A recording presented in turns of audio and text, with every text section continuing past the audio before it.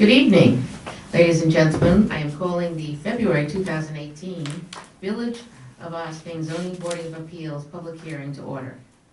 I ask that you please turn off your cell phones. For those in the audience, please do not engage in activities that may distract from the board or the applicants or their respective representatives. Please do not engage in loud or extended conversations during the proceedings. Any conversations by audience members should be conducted outside of the hearing room. At the end of the applicant's presentation, the public will be given an opportunity to speak on relevant issues involving the application. So this evening, we have two items on our agenda. The first being ZBA 2116, Croton Avenue. And the second item, just so you know, is going to be adjourned for tonight. Yeah, when we get to it, we'll Okay. just say that. It's So, Madam Chair, if I could just have a moment. You turn on your mic. Oh, sorry. It's on. So, Madam Chair, if I could just have a moment before you call the applicant up, because Marcel is new. I just wanted to give you a general brief overview of where we are with this case since it's been on the agenda since 2016. So this applicant is seeking area variances to construct a multifamily building that's located in MF2 district. They're proposing to construct a 12-unit multifamily building. 9 are proposed one-bedroom units, 3 are two-bedroom units. The approximate size of the property it's located on is 17,693 square feet. And it is located, I was just trying to get the Google map up for you, but it's located on Croton Avenue, right next to the Valvoline, and across the street from the retail that's right there, sort of adjacent to or in front of 68 and 70 Croton Avenue. So this application was also before the planning board, and the planning board served as lead agency for this. They declared lead a while back, and they have presented a variety of iterations of this plan to the planning board, and the planning board has made several recommendations, changes, and they've arrived at this plan. As part of the process before the planning board, our outside village engineer, a consulting village engineer, Keller Sessions, reviewed several iterations of this plan. They issued 5, if you count the one from January, review reports back to us and the planning board to tell us what they thought were problematic on the engineering aspects of the plan. They have also, as part of it, they've submitted a draft stormwater pollution prevention plan, a SWIP, and Keller Sessions has reviewed it, and they basically indicated to us that their project is developed enough on the stormwater side to demonstrate that it's feasible to do stormwater management for the site. The applicant, as requested by the planning board, submitted a photometric or a lighting plan for the planning board's consideration, and the planning board felt that the plan was adequate. They voiced no additional concerns or issues that they wanted fleshed out with respect to the lighting plan, and according to the recommendation of the consulting engineer, the lighting plan addressed all potential impacts related to lighting with respect to the secret process. The planning board also requested that they analyze the potential traffic impacts of the site. They submitted numbers, and the planning board felt that no further traffic study was warranted. They didn't request one, and Keller Sessions noted that the traffic impacts as related to SEQR were considered addressed before the planning board. In January this year, January 16th, I believe was the date of the memo, the planning the Keller Sessions issued a memo that basically spelled out all these details, and at the January planning board meeting, which was the 24th, I think, the planning board voted to consider issuing a negative declaration for this project, and they directed the applicant to come before the zoning board to determine whether the zoning board will grant them the 4 requested variances. And the applicant is requesting 4 area variances. I'm sure that Mr. Sargiati will spell it out in more detail for you, but basically the 4 variances are the size of the lot.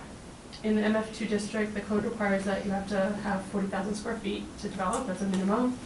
The applicant has 17,693. The second variance is relative to the lot width. The code stipulates that the applicant needs to have a minimum width of 150 feet, and the applicant has a lot width of 85. The third is for front yard setback. The code requires that the applicant provide a setback of 40 feet, and the applicant is only providing 6. And the fourth variance they're requesting is for combined setbacks. So in the code, you have combined setbacks for both side yards, and also just one side yard. And in the MF2, the combined setback is 60 feet, and the applicant is providing 41.56. I'll let you take the stand, if that's okay with you, Madam Chair.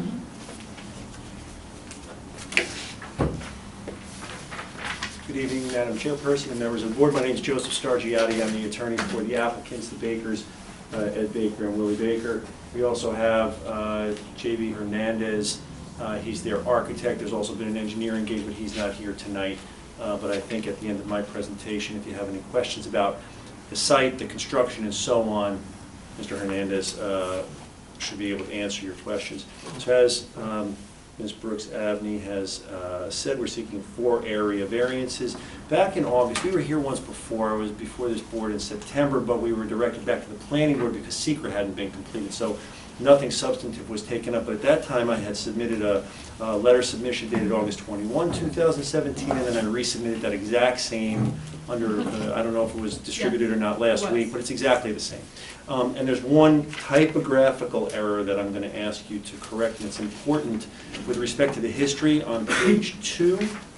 And there's a heading history. It says the applicants acquired the parcel in 2009. That's not correct. They acquired the parcel in 1986, and that's an important difference. The 2009 was the year that there was a zoning change. So I just wanted you to note that, and then when we get to that, I'll talk to you about why that's important.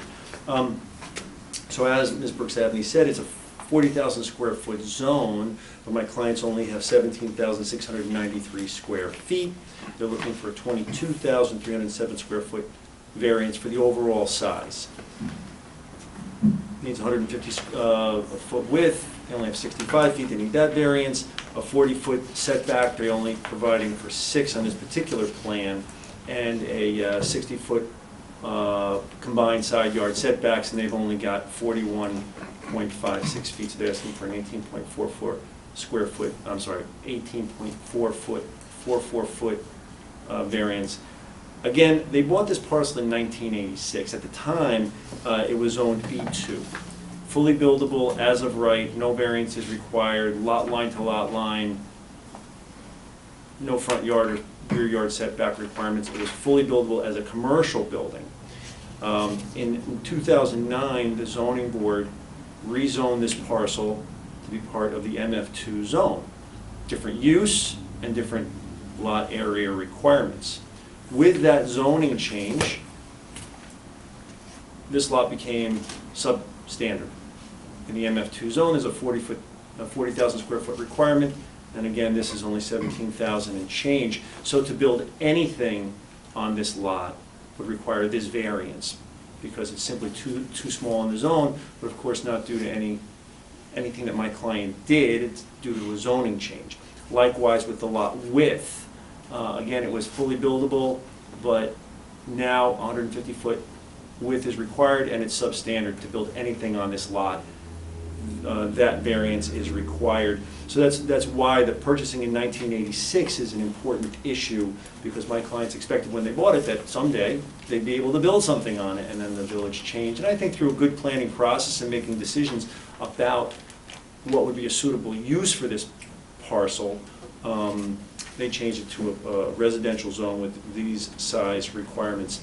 An important issue is they have developed a plan that scales down the building to a size appropriate for this lot based upon a building that they could have built if it was a 40,000 square foot, 150 foot wide parcel.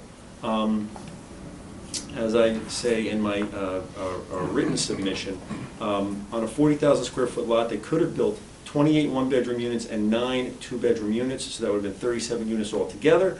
But since this lot is smaller than required, it's only 44.25% the size of a conforming lot, they have to build fewer units. This, under that formula, this lot could support 16 units, but they're proposing only 12. And the reason they're proposing only 12 instead of 16 is because they need actually a little bit more room in order to meet the parking requirements. So they actually made it smaller than the scaled down, technical scaled down size in order to make more room for the parking. So again, just to get into all the standards, and I've addressed them all in my letter, the standards for a variance with respect to the area.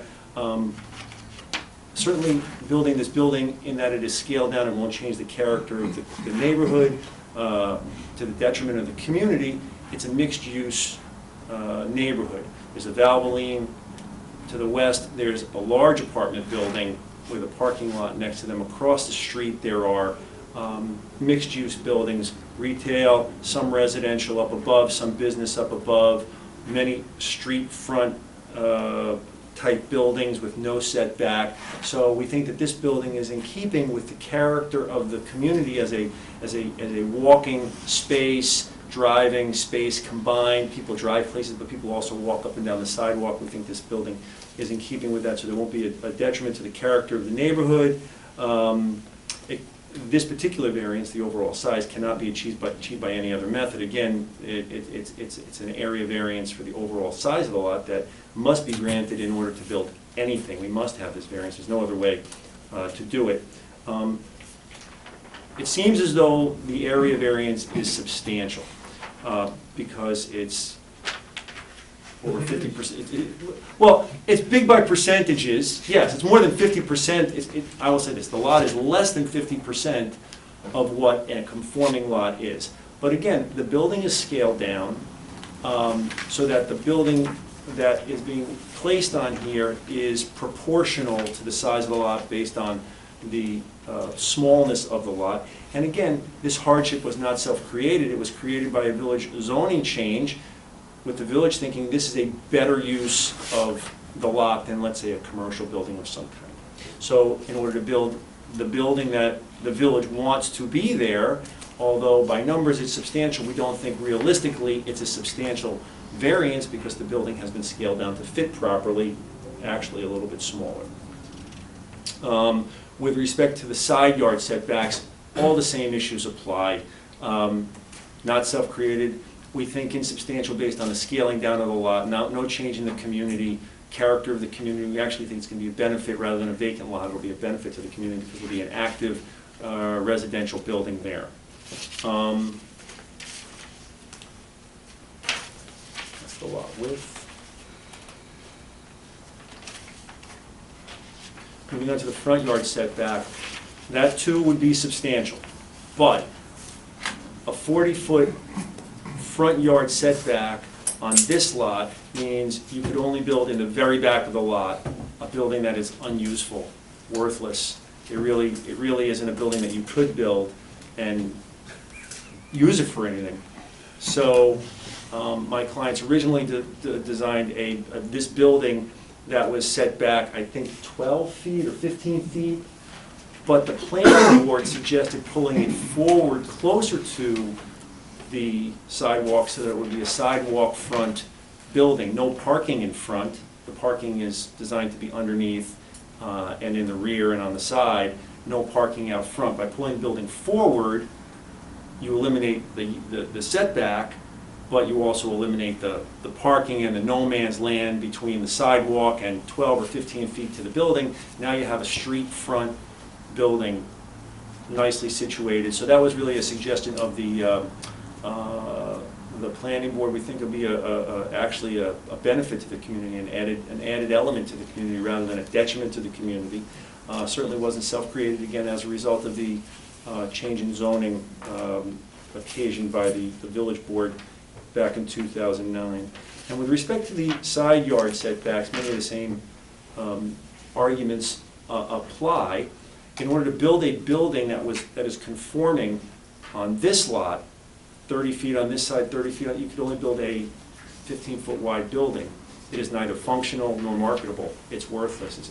You can't build it. You can't do it. So they needed to make the building wider. They've made it as small as they can and set it off to one side so that the parking and entrance will be on the Valvoline side rather than adjacent to the residential building next door. And the residential building next door, there's really a parking lot for the residential building next door, but in order to avoid conflict, and I think the grading, and I think Mr. Hernandez can probably address why better, but the building has been offset to the right, so the, as you face it, offset to the right or offset to the west, so that the left side, the east side, is conforming 30 feet, the west side is narrow, but the building is as narrow as it can be and yet still be functional. So, and we don't think, again, we don't think the building overall is going to be a detriment to the community. We think it's going to add to the community. It'll be an active residential building, community members, shoppers, workers, people using the services of the village. We think it's good for the village, and certainly my clients think it's good for themselves, and that's why they want to build it. So if you have any questions for me, I'd be happy to entertain them, or if you have any questions for our architect, he's available as well. Do you have any questions for the attorney or the architect? Anyone? Okay, thank you. Thank you.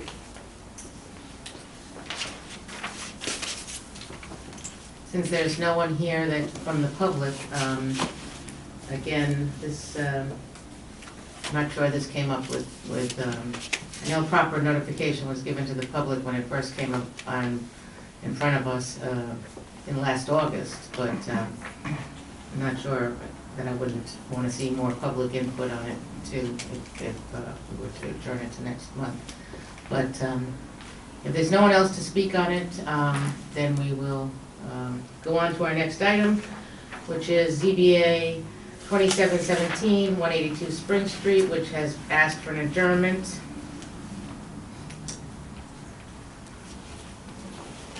And did they ask for adjournment until the March meeting? They did not specify, but They we didn't would specify. presume that Okay. that's what it was. All right, very good. And since those are the only two items on our agenda, I ask for an adjournment out of the public hearing. Move for an adjournment? Second. All in favor? Aye. Thank you. Madam Chairman, may I ask a question about that? So in adjourning the public hearing, are we adjourning it open, or has it been closed? In other words, is it still a public hearing on for next month? Yes, Okay. and yes, and I If we think I think that that's necessary since, you know, you have been on this agenda month after month after month, but you've been adjourned all these months, and to be honest with you, we only heard about a week or so ago that you were going to be here tonight. So in order to put out there that it will be on next month's calendar, I think it's appropriate to see if you have any input from the community. And I don't know the answer to this question, which is why I'm asking it. Is your board presently comprised of 4 people, or are there Yes. simply 4 people here tonight? We're comprised of 4 people at this time. So next month, likely, unless somebody gets appointed between now and then, who will not have participated tonight, but likely... Well, the other case is, the other issue is that we have some new members on our board, Understood. and I would like them to be able to catch up with this whole, what's been going on, be able to read your documentation, make sure we can ask the appropriate questions to the attorney, and so that we can make some decisions that are good for this community. And the last question is there anything that I need to do or my client needs to do in terms of further public notification about next month's meeting? No, we'll have the village take care of that. Any other questions? I'm sorry, the agenda will go out, and that will be notification to people. Yeah. Thank you. Thank you. I do want to talk a little bit about this item, you know. I think what I'd like you to do is make sure that we all on the board understand the zone, the MF2 zone. Right. And I think it's important that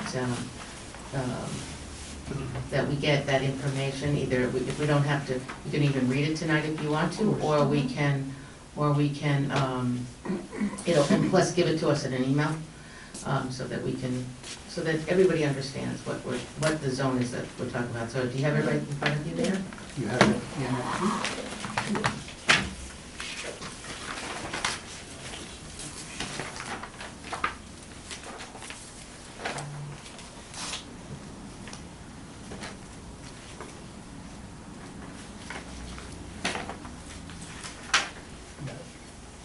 So the purpose of the code in 270-11 talks about the MF1 and MF2 multifamily residence districts, and it indicates that under A, the purpose is 1, to accommodate the need for denser and more compact housing types in appropriate locations within the village, and 2, to maintain the character and scale of existing multifamily housing developments in the village of Austining, consistent with the protection and promotion of public health, safety, and general welfare.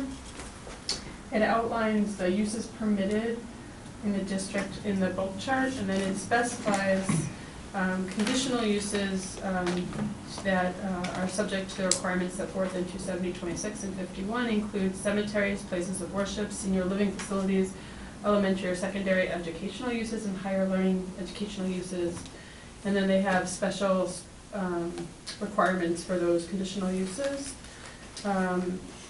And the bulk requirements are for that district would, so first let's go through your agenda. So in the MF uses, permitted uses in the MF district, so we'll provide it for you, but it's on Appendix A in the use tables, it's Table A-3.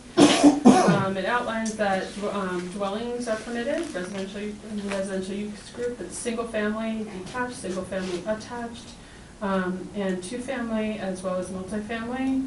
In the commercial use group, they can have adult entertainment uses, animal-related uses, either animal-related uses general or intensive. They're not allowed to have a bar, tavern.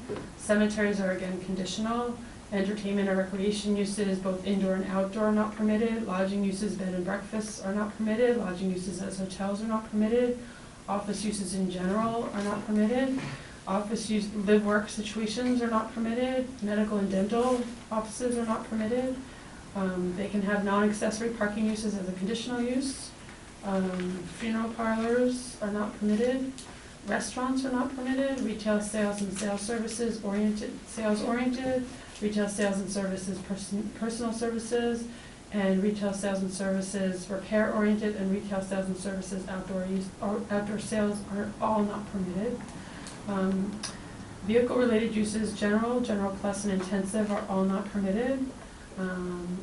In the civic and institutional use group, clubhouses and community centers, daycares and nursery schools are all not permitted. Educational uses, elementary and secondary, are, as we stated before, conditional under certain circumstances. Educational uses specialized are not permitted. Educational uses for higher learning are conditional. Hospitals are not permitted. Infrastructure and utilities, both general and intensive, require a special permit. Municipal uses are permitted. Places of worship, senior living facilities are all conditional. Water-related recreation facilities are not permitted. And in the industrial use group, all are not permitted, and that includes artisan workshops in general, artisan workshops intensive, light manufacturing, self-storage uses, warehouse and freight movement uses. And then, So it's very interesting about that zone too, because every building is a mixed-use building on that, except for the pushed-back apartment buildings. Yes. Right. And it is a commercial corridor as far as we're concerned. And yet around the corner, we have someone that has a mixed-use building who doesn't want it to be a mixed-use building, right? So it's very interesting. So I think it's important that we all read up on this zoning and what it entails, and so that we can ask any questions of our attorney and our planner, and make sure that we are all on that just this board. Yeah.